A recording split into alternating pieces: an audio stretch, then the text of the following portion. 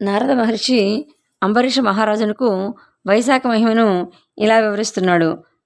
శృతదేవుని మాటలు విన్న శృతకీర్తి మహాముని ఈ వైశాఖ మాసము ఉత్తమములగు తిథులేవి, దానముల్లో ఉత్తమైన దానాలేవి, వీనిని ఎవరు లోకమును వ్యాపింపచేసి దైవంచి సవివరంగా చెప్పకూర్చున్నాను అని అడిగిను. అప్పుడు శృతదేవుడు, శృతకీర్తి మహారాజా, సూర్యుడు మేషరాశి ఎందుండగా వైశాఖ మాసమును వచ్చు 30 తిథులను ఉత్తములే. కానీ ఏకాదశి నాడు చేసిన పుణ్యకార్యములు కోట్ల కొలది రెట్టింపులు పుణ్యమునిచ్చును. అన్ని దానములందును పుణ్యప్రదమైన దానము చేయటం వల్ల, అన్నదానముని చేయటం వల్ల అత్యధిక ఫలితము. అన్ని తీర్థములందును స్నానమాడటం వల్ల వచ్చే పుణ్యము వీటన్నిటి వైశాఖ ఏకాదశి నాడు స్నానం చేయటం వల్ల పొందుచున్నాడు. ఆనాడు చేసిన స్నానము, దానము, తపము, హోమము, దేవతార్చన, సత్క్రియలు, హరికథాశ్రవణము ఇవన్నీ సద్యోముక్తి దాయకములు. రోగము, దరిద్రము వీనికి లోబడి స్నానాధికములు చేయలేని వాడు శ్రీహరి కథను వినిన సర్వపుణ్యకార్యాలని చేసినంత ఫలితాన్ని పొందుతాడు. పవిత్రమగు వైశాఖ మందుల దినములందు జలాశయమును దగ్గరగా నుండి శరీరం బాగునను స్నానాధికాలు చేయక గడిపిన వారు గోహత్య, కృతజ్ఞత, తల్లిదండ్రులకు ద్రోహం చేయట, తనకు తానే అపకారం చేసుకుంటా మున్నగు వారిని చేసినంత పాపాన్ని పొంది శరీరారోగ్యం సరిగ్గా లేనిచో శ్రీహరిని మనసును తలపవలను. వైశాఖ మాస కాలమున సద్గుణ కార్యాలను సర్వపుణ్య ఫలప్రదములు. సజ్జనులు, దయావంతులు ఇటు పవిత్ర కాలంలో శ్రీహరిని సేవింపవారు ఎంతరో ఉంటారు. ఎవరూ కూడా ఈ వైశాఖ మాసాన్ని విడిచి ఉండరు, అందరూ సేవిస్తారు. దరిద్రులు, ధనవంతులు, కుంటివారు, గుడ్డివారు, నపుంసకులు, విధవులు, ఎవరైనా సరే, స్త్రీ పురుషాదులు, బాలురు, యువకులు, వృద్ధులు, రోగిష్టి వారు వీరందరూ యథాశక్తిగా ఆచరించి తరింపదగిన పుణ్యకాలం వైశాఖ మాసకాలము. సర్వధర్మ కార్య ఫలప్రాప్తికి మూలమైన వైశాఖ మాసమున ధర్మకార్యములను, స్నానాదులను చేయువారు సర్వోత్తములు. ఇట్లు మిక్కిలి సులభముగా వైశాఖ మాస ధర్మం ఆచరింపని వారు సులభముగా నరకానికి పోతారు, పాపాత్ములై వెళ్తారు, సందేహం లేదు. పాలను తరిచి సారభూతంగా వెనను తీసినట్లుగా సర్వ పాపాలను హరించి సర్వపుణ్యాలనిచ్చే తిని చెప్పుదును వినుము. మేషరాశి అందు సూర్యుడుండగా పాపాలను నివారించుటకు పితృదేవతలకు మిక్కిలి ప్రీతి కలిగించే తిథి అని చెప్తారు.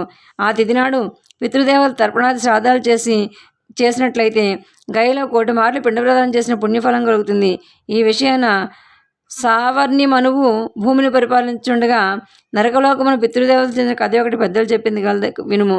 30 కలియుగములు గడిచిన తరువాత సర్వధర్మహీనుడు ఆ నర్తన దేశమున ధర్మవర్ణుడు బ్రాహ్మణుడుండెను. 31వ కలియుగమున ప్రథమ పాదమున ప్రజలందరూ వర్ణధర్మములు విడిచి పాపకార్యములందు ఆసక్తులయుండిరి. ఇటు పాపంకిలముకు దేశమున విడిచి ధర్మవర్ణుడు పుష్కర క్షేత్రమున మౌనవ్రతంలో మునులు సత్రయాగమును చేయుచుండగా చూడబోయెను. కొందరు మునులు కూర్చుని పుణ్యకథా ప్రసంగములు చేయుచుండగా ధర్మవర్ణుడు అతడు చేరును. అతడున్న మునులు కర్మలయందు ఆసక్తి గలవారి యుగమును మెచ్చుచు ఈ తండ్రి కృతయుగమున సంవత్సర కాలమున నియమనిష్ఠులతో భక్తిశ్రద్ధలతో చేసిన వచ్చినంత పుణ్యము త్రేతాయుగమున 1 మాసము చేస్తే వస్తుంది. ద్వాపర యుగమును 1 పక్షము చేసినంతటి పుణ్యము వస్తుంది. కానీ దానికి 10 రెట్లు పుణ్యం కలిగినటువంటి శ్రీ మహావిష్ణువును స్మరించినట్లయితే వస్తుంది. కావున కలియుగమును చేసిన పుణ్యము 1,000,000 గుణితము. దయాపుణ్యములు, దాన ధర్మములు లేని ఈ కలియుగమున శ్రీహరిని 1 మారు స్మరించి దానము చేస్తే కరువు కాలంలో అన్నదానం చేసిన వాని వలె పుణ్యలోకానికి పోతారు అని కొంచుండి. ఆ సమయమున నారదుడు అక్కడికి వచ్చెను. అతడు ఆ మునుల మాటలు విని ఒక చేతిలో శిస్నవము, మరొక చేతితో నాలుగును పట్టుకుని నవ్వుచు నాట్యం చేయసాగిను. అతడు అన్న మునులు కూడా ఇట్లాగా చేస్తున్నవేంటి అని అడగగా నారదుడు ఈ విధంగా పలికెను. మీరు ఇప్పుడు చెప్పిన మాటలను బట్టి కలియుగం వచ్చిందని తెలిసి ఆనందం పట్టలేక నాట్యం ఆడుచున్నాను, నవ్వుచున్నాను. మనము అదృష్టవంతులము. స్వల్ప ప్రయాసతో అధిక పుణ్యాన్నిచ్చి గొప్ప యుగము కలియుగము. ఈ కలియుగమున స్మరణముల చేతనే సంతోషించి కేశవుడు క్లేశాన్ని నశింపజేస్తాడు అని చెప్పేసని నవ్వు ఆపుకోలేకపోయాను. మీకు ఒక విషయాన్ని చెప్పుచున్నాను వినుడు. శిష్ణమును నిగ్రహించుట కష్టము, అనగా సంభోగాభిలాషను నిగ్రహించుకున్న కష్టము. నాలుకను రుచిరుడుకు నిగ్రహించుట కష్టము, అనగా తిండిపై ధ్యాసను తగ్గించుకుంట కష్టము. కలియుగమున భోగాభిలాష, తిండి ధ్యాస వీని నిగ్రహించుకోవడం మిక్కిలి కష్టము. కావున నేను శిష్ణమును నాలుగు పట్టుకుంటుని అని నారదుడు వివరించను.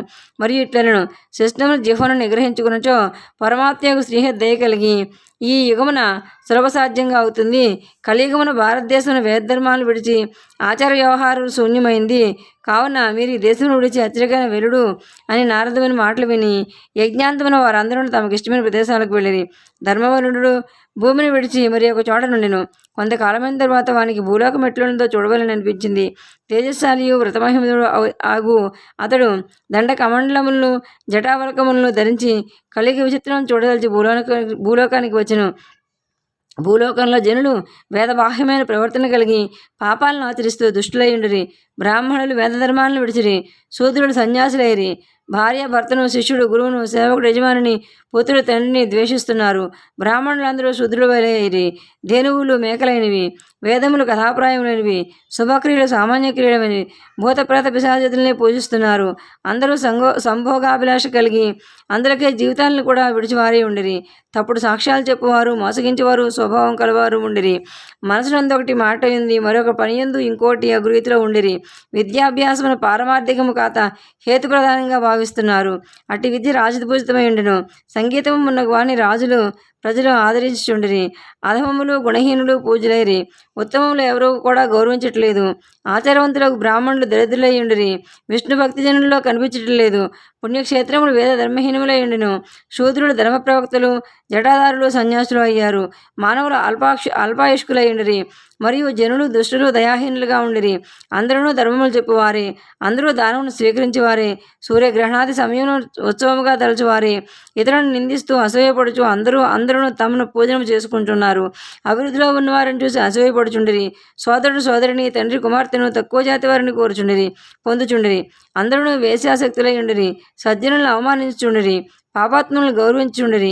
మంచి వారిలోనున్న కొద్దిపాటి దోషమును పెద్దదిగా ప్రచారం చేస్తుండిరి. పాపాత్ముల దోషములను గుణములను చెప్పుచుండిరి. దోషమునే గుణముగా జనులు స్వీకరించిరి. జలగ స్తనములపై రాలి పాలను త్రాగదు, రక్తము త్రాగును. అట్లే దుష్టులు గుణములను కాక దోషములనే స్వీకరింతురు. ఓషధులను సారహీనమైనను, ఋతువులు వరసలు తప్పెను, అనగా ధర్మములు విడిచినవి. అంతటా కరువు ఉండెను. కన్యలు గర్భవతులగుచుండిరి. స్త్రీలు తగిన వయసున ప్రసవించట్లేదు.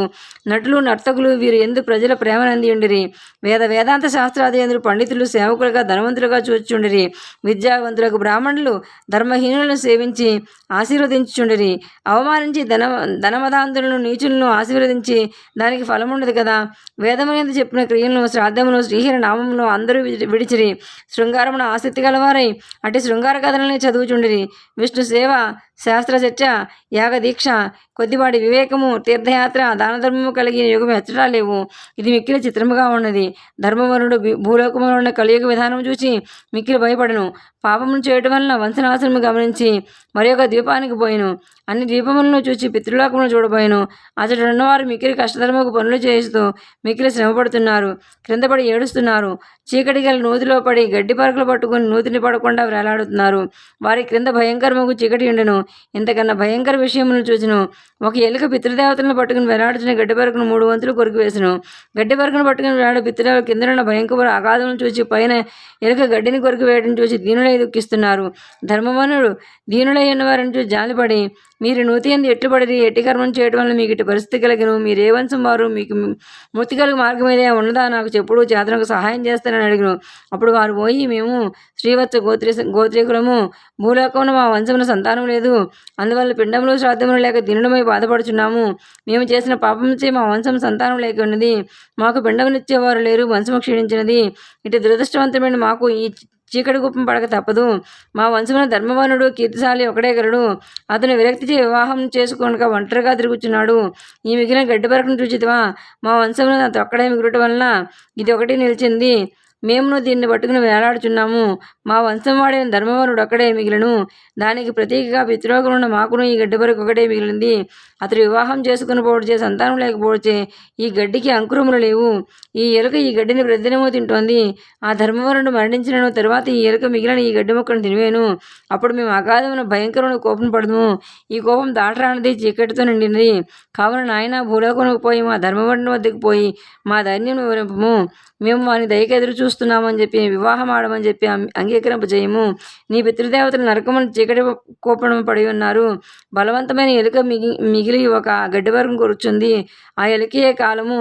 ఇప్పటికి ఈ గడ్డిలో 3 వంతులు పోయినవి, 1 వంతు మిగిలినది. ఆ మిగిలినది నీవే. నీ ఆయువును గతిస్తుంది. నీవు ఉపేక్షించడంతో మా వల్ల నీవు మరణించిన తర్వాత ఇట్లే మాతో పాటు ఇందు పడగలవు. కావున గృహస్థ జీవితాన్ని అవలంబించి సంతతిని పొంది వంశవృద్ధి చేసి నూతిలో పడకుండా రక్షింపమా చెప్పుము. పుత్రులు ఎక్కువ మందిని పొందవలను. వారిలో ఒకడైనను గైకిపోయి పిండ ప్రదానం చేయును. అశ్వమేధయాగం చేయవచ్చును. ఆయా మాస వ్రత విధానం మాకు దానము శ్రాద్ధము మునగును చేయవచ్చును. ఇందువల్ల మాకు నరక విముక్తి పుణ్యలోక ప్రాప్తి కలుగున అవకాశం ఉన్నది. మా వంశంలో వారి ఎవడైనా సరే పాపనాశనీయకు విష్ణు కథను వినను చెప్పినను మాకు ఉత్తమ గదులు కలగవచ్చును. తండ్రి పాపి అయినను పుత్రుడు ఉత్తముడు భక్తుడైనచో వాని తండ్రి ధరిస్తాడు. దయాధర్మహీనులకు పుత్రులు ఎక్కువ మంది ఉన్న ప్రయోజనం ఏమిటి? శ్రీహరి అత్యంపుని పుత్రులు ఎంతమంది ఉన్నా ఏమిటి? పుత్రహీనుడికి వానికి ఉత్తమ గదులు కలుగు. కావున సద్గుణశాలికి పుత్రుని పొందవలను. మా ఈ బాధను, ఈ మాటలను వానికి వివరంగా చెప్పమని చెప్పి, గృహస్థ జీవితాన్ని స్వీకరింపమని చెప్పమని చెప్పి, సంతానాన్ని పొందమని చెప్పేసి వారు పలికారు. ధర్మవర్ణుడు పితృదేవతల మాటలు విని ఆశ్చర్యం దుఃఖం పొందిన వాడే ఇటు పలికను. మీ వంశం చెందిన ధర్మవర్ణుడు నేనే. వివాహం చేసుకుని రాదు పనికిమాలిన పట్టుదల కలిగి ఇట్లు బాధ పెట్టుతున్నాను. నేను పూర్వం సత్రయాగం జరిగినప్పుడు నారద మహర్షి మానవులు కలియుగమున గుహ్యావయవమున 4 అదుపులో ఉండవని చెప్పి, విష్ణుభక్తి ఉండదని చెప్పిన మాటలను బట్టి నేను గుహ్యావయవములు అదుపులో ఉండేట్టుగా ఈ వివాహం మానితిని. కలియుగమున పాపభూయిష్టమైన జనులు సాంగత్యము ఇష్టము లేక ద్వీపాంతరమును వసించింది. ఇప్పటికి కలియుగమున 3 పాదములు గడిచినవి. 4వ పాదము కూడా చాలా వరకు గడిచింది. నేను నీ బాధను ఎరగలను. మేము ఇట్లు బాధలకు గురి చేసిన నా జన్మ వ్యర్థము. మీ కరుణ పుట్టిన మీకు తీర్చవలసిన రుణమును తీర్చలేకపోతుంది. విష్ణువును పితృదేవతలను ఋషులను పూజపని వాని జన్మ వ్యర్థము. వానికి భూమికి భారము. నేను మీ ఆజ్ఞను పాటించి వివాహం ఆడుదును. కలికి బాధలు లేకుండా, సంసార బాధలు లేకుండా మీ పుత్రుడనై నేను మీకు చేయవలసిన కార్యాలను ఆజ్ఞాపం ప్రార్థించను. ధర్మవాణిని పితృదేవతలు వారి మాటలు విని కొంత ఊరట పొందిన ఆయన, నీ పితృదేవతల పరిస్థితిని చూసిదేవు కదా. సంతానం లేకపోవచ్చే గడ్డి పరుగును పట్టుకుని ఇట్లా వేలాడుచున్నామో చూసావు కదా. విష్ణు కథల యందు ఆసక్తి, రక్తి, స్మరణము, సదాచార సంపన్నత కలిగిన వారిని శ్రీహరి పీడింపడు. శ్రీహరి స్వరూపముకు సాలగ్రామ శిల గాని భారతము గాని ఇంటి ఎందునచో కలివారిని బాధింపడు. వైశాఖ వ్రతము, మాఘస్నానము, వ్రతము, కార్తీక దీపదానము పాటించి వారిని కలివిడుచును. ప్రతిదినము పాపహారము, ముక్తివ్రతము శ్రీహరి కథను వినచో కలివారిని పీడింపడు. వైశ్యదేవము, తులసి, గోవు ఉన్న ఇంట కలికి బాధింపడు. ఇటివి లేనిచో వండుకుము నాయన, త్వరగా భూలోనికి పొమ్ము. ప్రస్తుతం వైశాఖ మాసం గడుస్తోంది. సూర్యుడు అందరికీ ఉపకారం చేయవలనే మేషరాశి ఎందున్నాడు. ఈ నెలలో 30 తిథులను పుణ్యప్రదములే. ప్రతిదిని ఎందునో చేసిన పుణ్యం అత్యధిక ఫలము వచ్చును. చైత్రబహుళ అమావాస్య మానవులకు ముక్తినిచ్చింది. పితృదేవతలకు ప్రియమైనది ముక్తినిచ్చింది. ఆనాడు పితృదేవతలకు శ్రాద్ధము చేయవలను.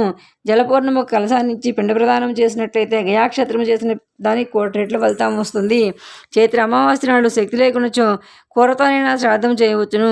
ఆనాడు సుగంధ పానకములు గల కలశమును దానమీయని వాడు పితృహత్య చేసిన వాడు అవుతాడు. ఆనాడు చల్లని పానీయాన్ని ఇచ్చి శ్రాద్ధం చేసినచో పితృదేవతలైన అమృత వర్షం కురుస్తుంది. ఆనాడు కలశదానము అన్నాదులతో శ్రాద్ధ ప్రశస్తము కావున నీవు త్వరగా వెళ్ళి ఉదకంపదానము, శ్రాద్ధం, పిండ ప్రదానము చేయము. వివాహమాడి ఉత్తమ సంతానమునంది, పురుషార్థములంది అందరిని సంతోషపెట్టి మునివై నీవు కోరినట్లు ద్వీప సంచారం చేయమని వారు చెప్పిరి. ధర్మవర్ణుడు త్వరగా భూలోకం చేరను. చైత్రబహుళ అమావాస్య నాడు ప్రాతకాలం స్నానము, పితృదేవతలు చెప్పినట్లుగా జలకల స్నానము, శ్రాద్ధము మున్నగు వారిని చేసును. వివాహం చేసుకుని ఉత్తమ సంతానం అందును. చైత్రబహుళ అమావాస్య ప్రశస్తిని వ్యాపింపచేసను. తదుకు తపమాచరించుటకై గంధమాదన పర్వతానికి పోయిను అని శృతదేవుడు శృతికీర్తి వివరించును. ఈ విషయం నారదుడు అంబరీషుకు చెప్పిను. వైశాఖ పురాణం 27వ అధ్యాయం సంపూర్ణం. సర్వే జనా సుఖినో భవంతు.